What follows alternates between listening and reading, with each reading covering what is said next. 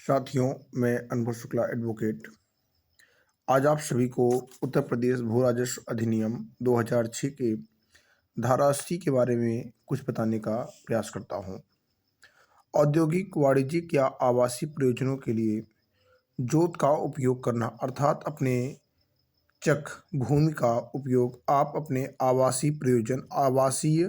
के लिए या किसी कॉमर्शियल यूज के लिए जब कराते हैं तो वहां पर धारा 80 किया जाता है। धारा 80 सेक्शन 80 सब क्लास 1 में जहां संक्रमणीय अधिकार वाला भूमिधर अपनी जोत या उसके आंशिक भाग का अर्थात जो कोई भी उसका मालिक है, उस चक अपने खेत का मालिक है, वो अपने या संपूर्ण गाटे का या उसके कुछ अंश के भाग को यदि वह उपयोग या औद्योगिक, वाणिज्यिक या आवासीय प्रयोजन के लिए करता है, वहाँ उप जिलाधिकारी स्वप्रेरणा से या ऐसे भूमिधर द्वारा आवेदन किए जाने यथाविहित जांच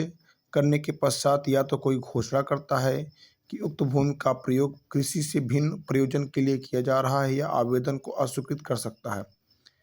यदि ऐसी स्थिति में पाया जाता है कि वह कृषि के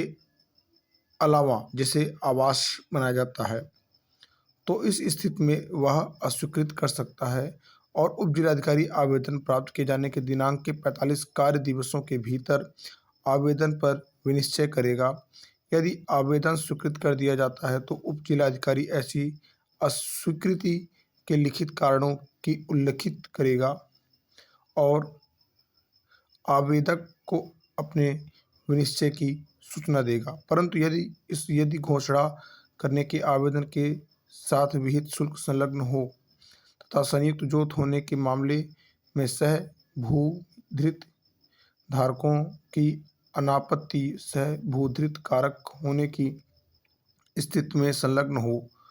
और यदि उप जिलाधिकारी द्वारा यथा पूर्वोक्त 45 दिन के भीतर घोषणा नहीं की जाती है तो घोषणा की गई समझी जाएगी और तहसीलदार उप जिलाधिकारी के आदेश अध्याधीन टिप्पणी सहित राजस्व अभिलेखों में अभिलिखित करेगा। इससे धारा 80 से कराने का फायदा ये मिलता है कि जो हमारी ज़मीन होती है वह उसकी जो कॉमर्शियल रेट हो जाती है वो बढ़ जाती है। जैसे सामान्यतः हम किसी ज़मीन के एवरेज को और अधिक एवरेज में ला पाते हैं। जैसे मान लीजिए कि कोई हमारा एक चक है छोटा सा और वह एक सामान्य रेट सर्कल रेट पर 1 लाख 2 लाख बिस्वा बिक रहा है, तो आपका धारा 80 कराने के बाद वह जमीन